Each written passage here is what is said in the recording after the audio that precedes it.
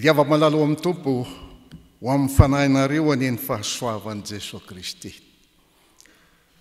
Ho fanomboana izao fotoana izao dia hitodika amin'ny salamo isika. Ny salamo fa 9:40 ka ny 9 hatramin'ny 4. Ny salamo fa 9:40 ny 9 ka hatramin'ny 4. Eo am-pitsanganana no hamakiantsika izany.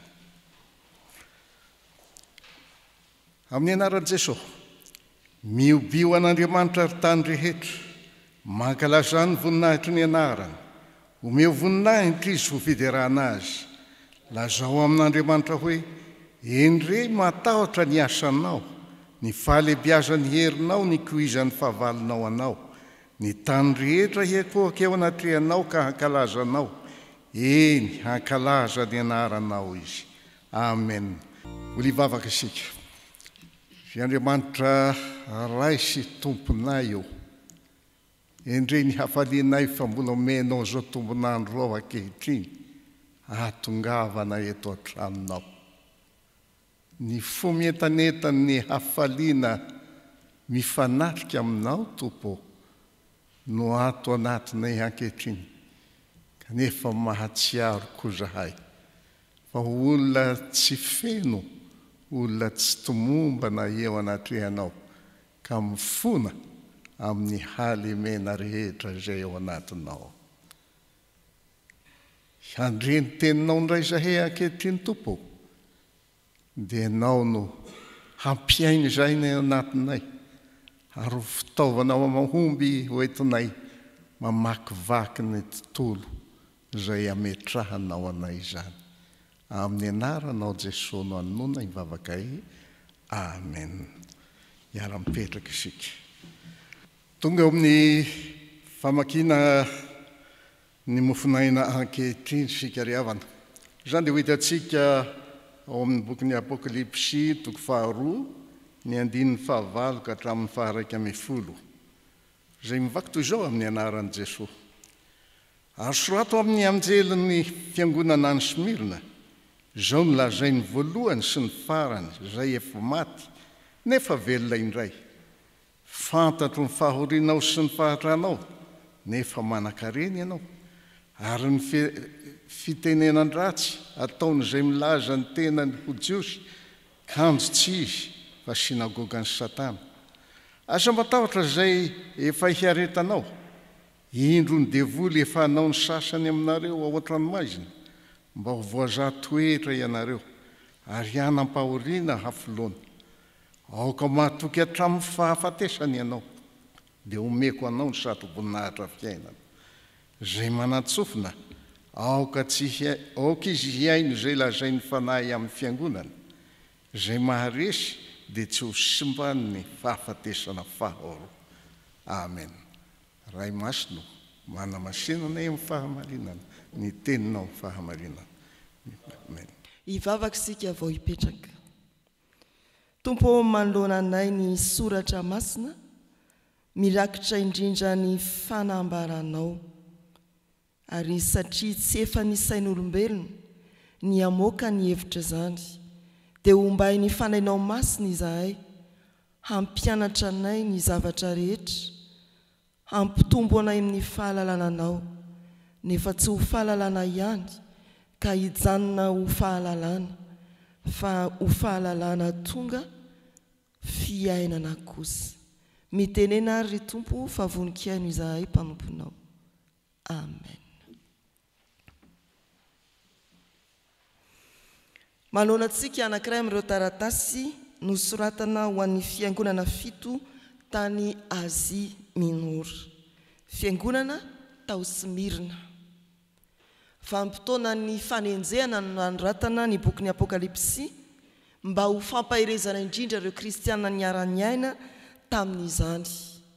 Ho an'ny fiangonana tao Smirna izay tanan-dehibe anankiray tamin'ny fotoanandro, ary nisy fiangonana kristiana atao hoe lehibe, dia tsy mba nametrahany Tompo fanamariana miiba tahaka ireo taratasy enina hafa ho an'ny fiangonana enina hafa izy fa nomeny toky sy fampanantenana kosa tsy nanakolazaina momba izay tsy fahatanteran'ny fiangonana tao Smirna ny taratasy ho an'ny fiangonana tao Smirna fa izay nambarany kosa dia fanomezana toky sy fampiomanana ary fanantenana. Ireo zavatra telo ireo indrindra ry havana no azona milaza hoe miaro ny olony ny tompo. Miaro ny olony ny tompo ka manonona fanomezan-toky, milaza fampiononana ary manambara fampanantenana. Miaro ny olony ny tompo, miteny fanomezan-toky. Aza matahotra izay iaretanao. Eo amin'ny 10:10. Aza matahotra izay efa iaretanao, indro ny devoly efa nanony sasany aminareo ao an-tranomaizina mba ho voazatoetra ianareo ary hanapahoriana afoloana. Aoka ho mahatoky hatramin'ny fahafatesana ianao dia omeko anao satroboninahitry ny fiainana. Io 10:10 no ivoizantsika ireo teny anankitelo. Fanomezan-toky aza matahotra izay iaretanao. Fitenin'Andriamanitra ao amin'ny soratra masina ny hoe aza matahotra. Misy manambara hoe 5:7 ny fiverenan'izany. Fa raha ndika teny malagasy eo am-pelantanantsika dia 7:10 ny iverenan'izany teny izany ao amin'ny Baiboly. Ary raha ny perikopantsika nanomboka ny volana Jona, 2 Jona ka hatramin'izao 9 Jona izao dia nisy hatrany ny teny hoe aza matahotra.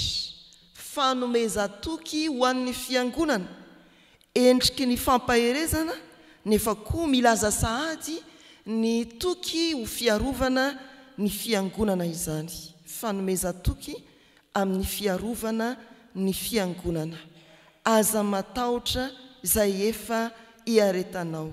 Fitenin'Andriamanitra no hoe aza matahotra. Aza matahotra fa Andriamanitra eo aminao. Aza matahotra azy ianao. Izany ny perikopa tato ato. Ry havana malala rehetra ao amin'ny tompo. Arovana ny fiangonana tsy hiaritra. Izany no toriny ny antoko-pivavahana sasany. Takonana ny azo fijaliana. Rehefa manaraka amin'ny tompo dia sambatra. Misy fampianarana hoe raha metsena ianao ka manokatra poketra dia maka ny vola efa nomanina hoe tsenana fa tsy mety landritra iny. Izany hitantsika ny amin'ny tambajotra sosialy any. Teny ny devoly ny hoe mety ho tradozy ianao raha mandeha fa tsika tsy tradozy izany. Tsy ho tratra ny loza ny famovoizana mihitsy ny pino. Dia tsy pino daholo izany reny ohatra hoe andeha hamonjy fiaonam-be sanatriavina teo amin'ny tantara dia misy tradoza. Takonana ny azo fijaliana. Fa ny tompo dia tena mampiomana mihitsy. Aza matahotra izay iaretanao. Tsy naharovan'Andriamanitra tamin'ny loza ny fiangonana, tsy naharovan'Andriamanitra tamin'ny fanenjehana ny fiangonana, fa omeny toky tsy ho kivy kosa. Aza matahotra izay efa iaretanao. Ny asa fitorianan'ny filazantsara ry havana izay antom-piverentsika raha teo isan'alakamisy marany toy izao dia manambara fanomezan-toky ho an'ny kivy, fampaherezana ny reraka, fampitodiana amin'ilay miteny hoe aza matahotra. Izany dia anisan'ny asa fitoriana ny filazantsara, anisan'ny lazaina amin'ny tafika masina. Ometoky ny malemsaina, ampaherezo ny reraka, atanjao ny tanana miraviravy, ampitodio amin'ilay mpampahery ny olona kivy sy ny reraka. Izany dia anisan'ny asa fitoriana ny filazantsara. Lazao amin'ny hoe aza matahotra. Fa ny faharoa manambara fiarovana dia ny fampiomanana. Indro ny devoly efa hanao ny sasany aminareo ao an-tranomaizina mba ho voazatoetra ianareo ary anam-pahoriana hafoloana. Io andiny eo atenatena io filazana tenatena ny andininy fafolo io dia fampiomanana. Hanao ny sasany aminareo an-tranomaizina ary anam-pahoriana hafoloana.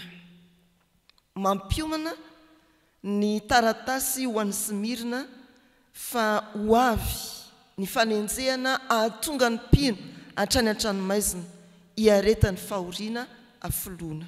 An'izay tsy tena mahay teny malagasy ilana hoe hafoloana dia 10 andro. Faharetany zany. Milaza faharetany. Fomba n'Andriamanitra kory havana ny mampiomana. Tsy hoe fiteniny fotsiny ny aza matahotra ka manome toky, fa fomba ny koa ny mampiomana. Raha tao amin'ny Genesisy 9 dia tena nampiomana ela ny mpiarabelona tamin'ny Noa ny amin'ny ahatongavan'ny safodrano Andriamanitra. Ao amin'ny filazantsara Jesosy Kristy dia nampiomana ny mpianatra izay namaly antsony ny amin'ny tsy maintsy isiany ny fanenjehana. Tahaka ny nanenjehana ny mpaminany no hanenjehana anareo koa. Izany no fomba n'Andriamanitra mampiomana amin'ny zavatra mafy iseho. Ary Jesosy Kristy dia nampiomana ny mpianany hitondra ny azo fijaliana hanaraka azy. Jesosy Kristy dia nampiomana ny mpianany ny amin'ny fahafatesana ary hijanona ny 3 andro monja ao amin'ny fasana dia hitsanganana indray. Eto amin'ity soratra masina ity voalaza hoe ny devoly hampiditra anareo an-tranomaizina anam-pahoriana hafoloana. Mampiomana Andriamanitra fa misy ny fahoriana ny fanenjehana tsy azo idivirana izany saingy voafetra. Loza voafetra ampiomana ny tompo amin'izany ny fiangonana kristianina fahoriana hafoloana.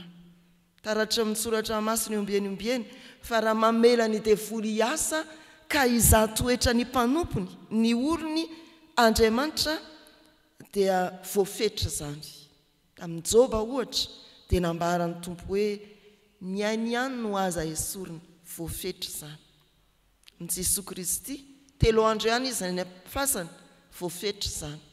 Voafetra ny fahoriana hafoloana fa tsy io no iainantsika mandrakizay.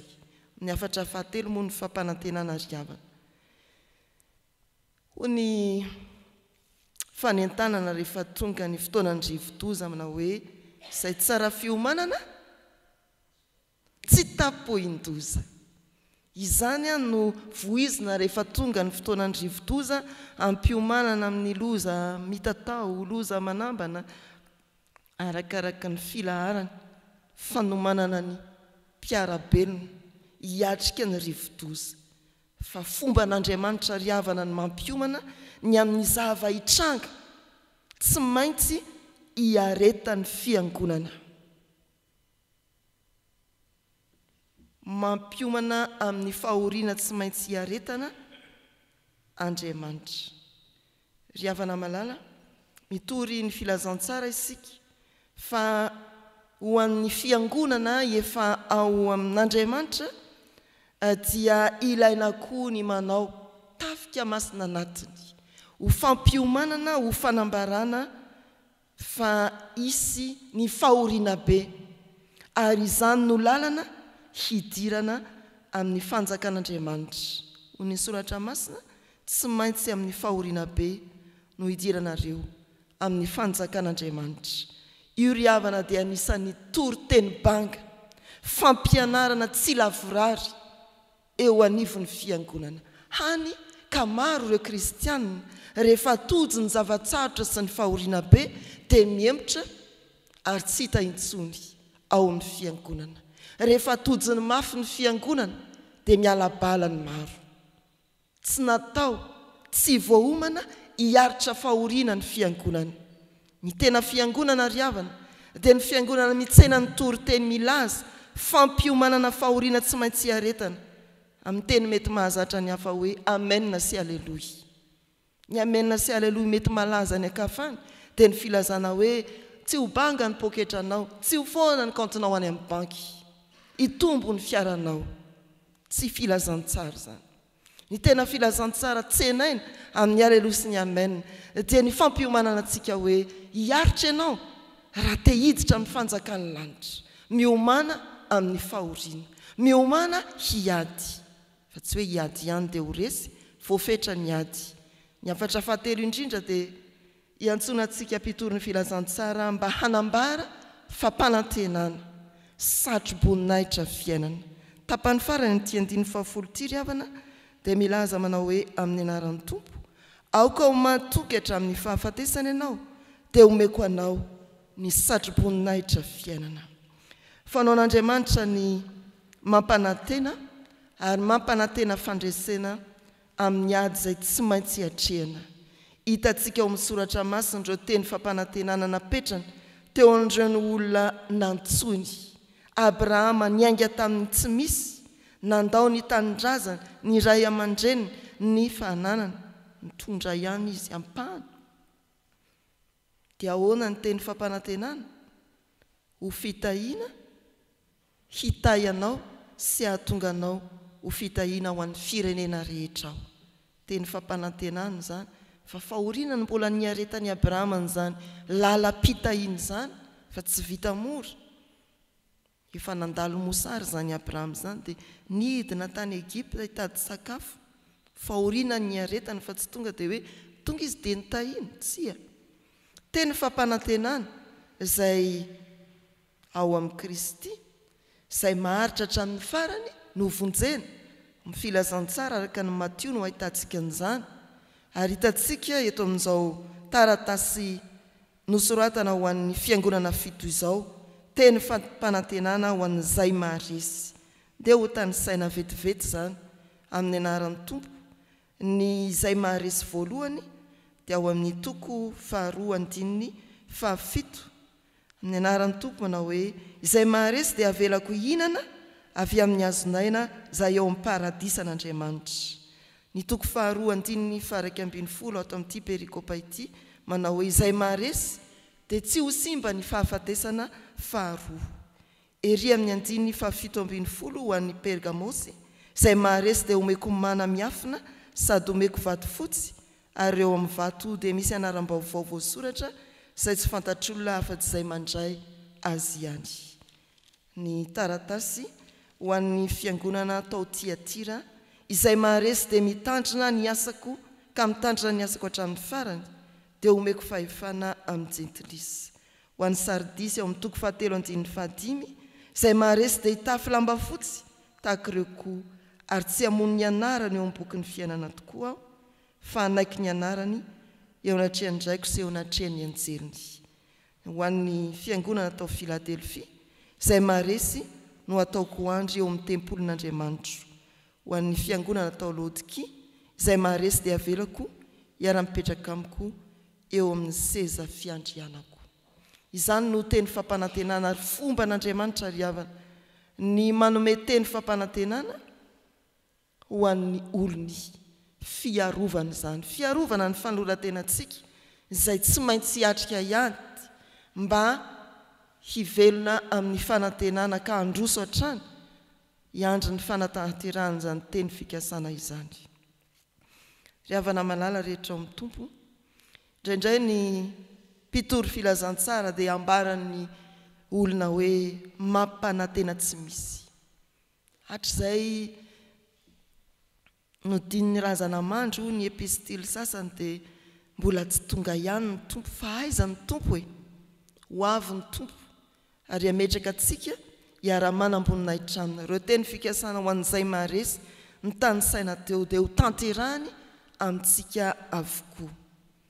Misy koa mieritreritra hoe ny fitoriana ny filazantsara dia fampanantenana ny tany, ny zavatry ny tany. Pisoloky ny fahasoavan'Andriamanitra zany.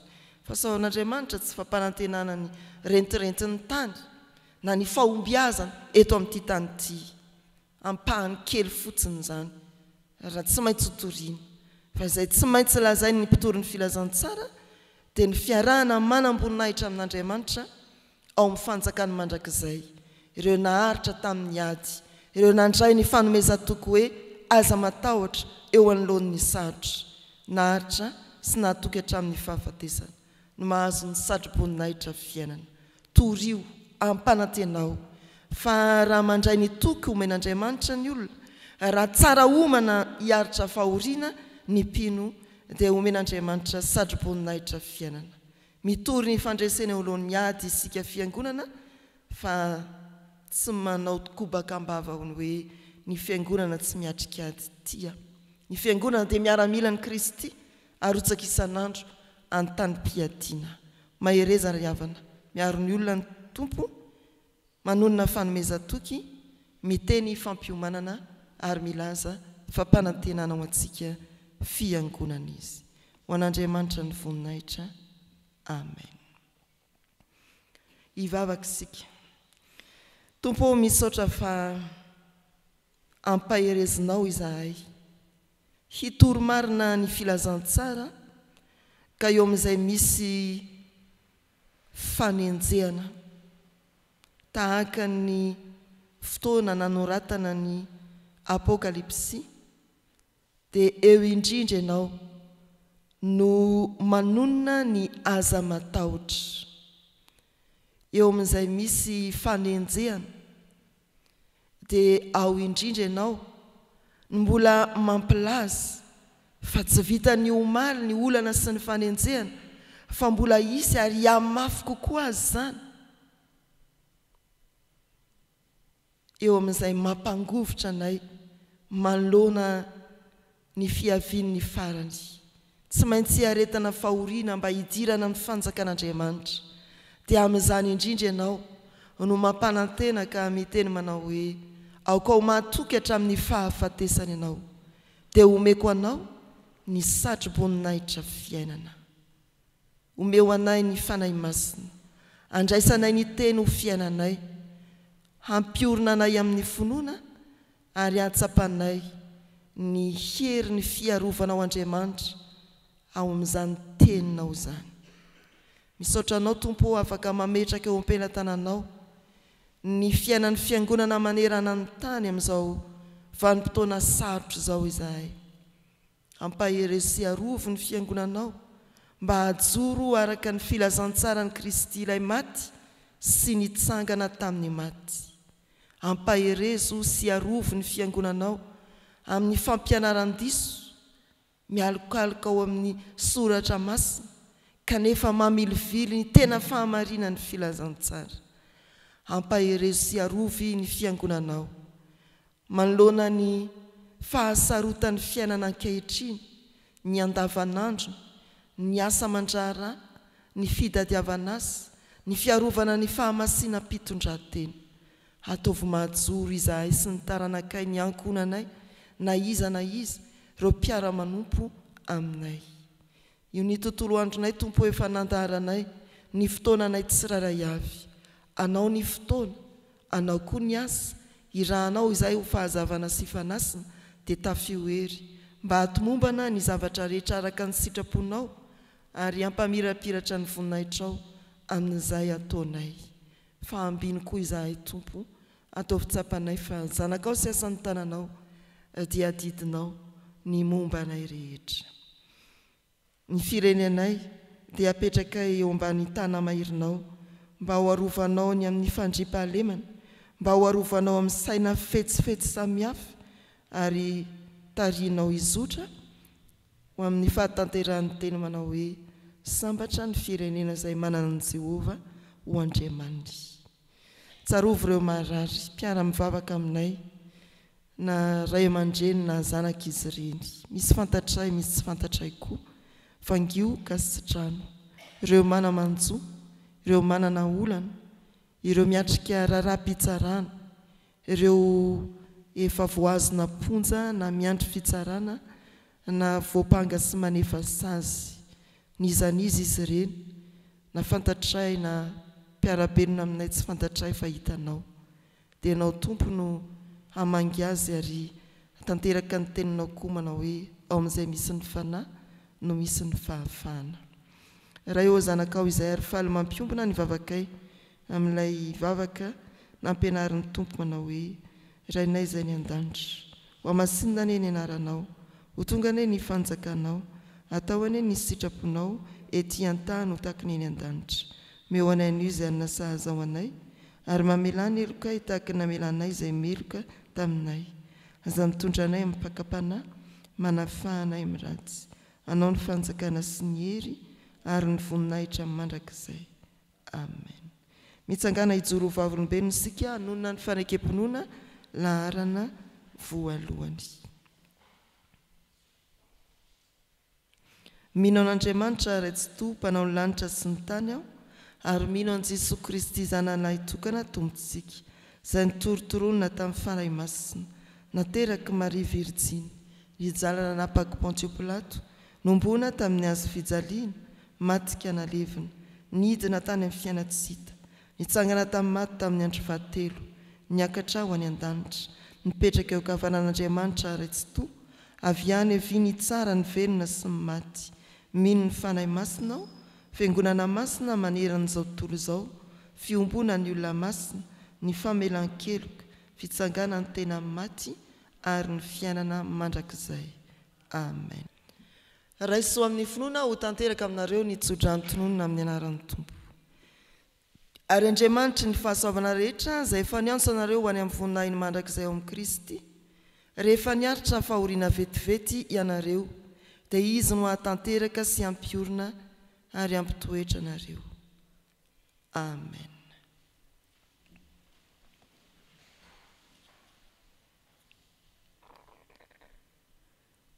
Ho an'Andriamanitra irery ihany ny voninahitra amin'ny anaran'ny Ray sy ny Zanaka ary ny fanahy masina.